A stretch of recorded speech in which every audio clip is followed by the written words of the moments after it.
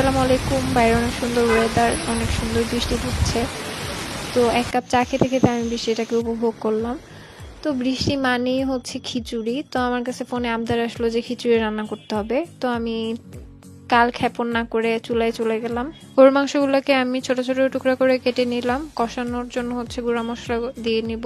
মরিচের গুঁড়া, হলুদের গুঁড়া, জিরার গুঁড়া, ধনে গুঁড়া, লবণ, দারচিনি, এলাচ, তেজপাতা, তেল, বাটা মশলা, আদা বাটা, রসুন বাটা এগুলা দিয়ে ভালো করে মাখিয়ে নিব।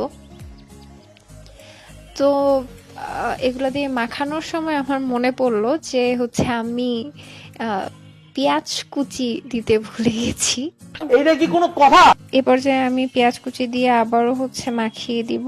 মাখিয়ে অল্প একটু পানি দিয়ে রেস্টে দিয়ে দিব 10 মিনিটের জন্য। 10 মিনিট পরে চুলাটা অন করে দিব। অন করে এটা হতে হতে আমি এখন চালে চলে যাব। চাল প্রায় 1 কেজির মতো চাল আর হচ্ছে 3 কাপের মতো ডাল নিয়ে আমি এখন এটাকে ধুবো।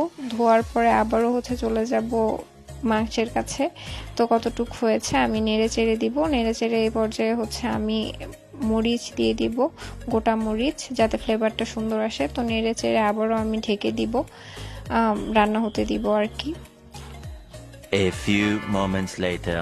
কিছুক্ষণ পর আবারও হচ্ছে ঢাকনাটা খুলবো। ঢাকনা খুলে আবারও হচ্ছে নেড়ে চেড়ে দিব। কষা কষা হয়ে যাচ্ছে। এই পর্যায়ে আমি অল্প একটু পানি দিয়ে আবারও ঢেকে এটাকে সিদ্ধ হতে দিব ভালো মতো। তো আমি ঢেকে দিলাম। 15 seconds later. এখন একটা বড় কড়াইয়ে হচ্ছে আমি পেঁয়াজ কুচি দিয়ে নিব, তেল দিয়ে নিব, দারচিনি, এলাচ, তেজপাতা এগুলাকে ভেজে নিব। তারপর হচ্ছে আদা রসুন বাটা দিয়ে নিব। তারপর হচ্ছে গুঁড়া মশলাগুলা দিব একে একে।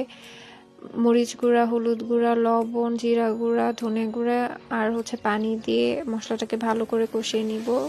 কষানো ওই মশলায় আমি এখন হচ্ছে দিয়ে দিব হচ্ছে ধুয়ে রাখা চাল ডাল। এটাকে ভালোভাবে মিশিয়ে নিব। অনেক ভালোভাবে মিশিয়ে তারপর হচ্ছে এটাতে দিয়ে দিব কাঁচামরিচ দিয়ে আবারও ভালোভাবে মিশাবো। তারপর হচ্ছে এটাতে ভুনা করে রাখা ওই মাংসগুলা দিয়ে দিব। গরুর মাংসগুলা দিয়ে ভালো করে মিশিয়ে নিব চাল ডালের সাথে। তো এই পর্যায়ে আমি পানি দিয়ে দিব। তো আমি পরিমাণ মতো পানি দিয়ে দিব। তো আমি হচ্ছে আন্দাজ করি এইভাবে যে মাংস আর হচ্ছে চাল ডাল একবারে পানিতে ডুববে। তারপরে আমি ঢাকনা দিয়ে ঢেকে 4-5 মিনিট হাই হিটে রান্না করে নেব। তারপর ঢাকনা খুলে এটাকে নেড়ে দিব যাতে নিচ দিয়ে পুড়ে না যায়। তো নেড়ে চেড়ে আবার হচ্ছে আমি ঢাকনা দিয়ে ঢেকে দিব।